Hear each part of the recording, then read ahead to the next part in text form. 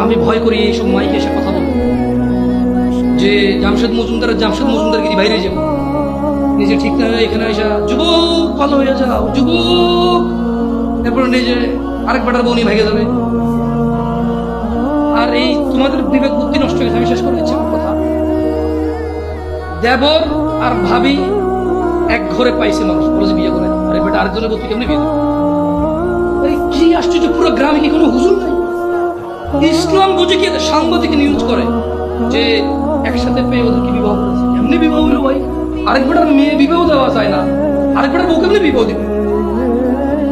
হ্যাঁ আচ্ছা উস্তাদ, বিবাহ ধরেন তালাকি হয়ে গেছে, ইদ্যুৎ আছে কিনা?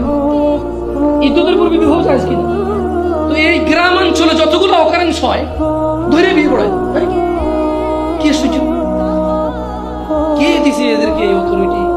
ধর্মটা মগজে যেমন শাস্তি দিতে মন সেমন দেওয়া শুরু করে দিছি আমরা। এর জন্য বেশিরভাগ দায়ী যুবকরা পোলাপাইন ধরে বিয়ে পড়াতে পোলাপাইন মুক্ত। এর আমি মনে করি কর হরাই কিনে দেবো। তাহলে জাহান্নামের খাবার কি? এটা কেমন? মাথার উপর কি ঢালবে? কাদের ঢালবে? জাহান্নামে যায় কারা? আল্লাহ আমাদেরকে তৌফিক দান করুন অপরাধ মুক্ত হয়ে জীবন গড়ার। আকুলু কাউলি হাযা ওয়াস্তাগফিরুল্লাহ লিসাইরিল মুসলিমিন ফাস্তাগফিরুহু ইন্নাহু হুল গফুরুর রাহিম। আমি আল্লাহর কাছে দোয়া করি, আল্লাহ আমাকে ক্ষমা করুন, আপনাদেরকে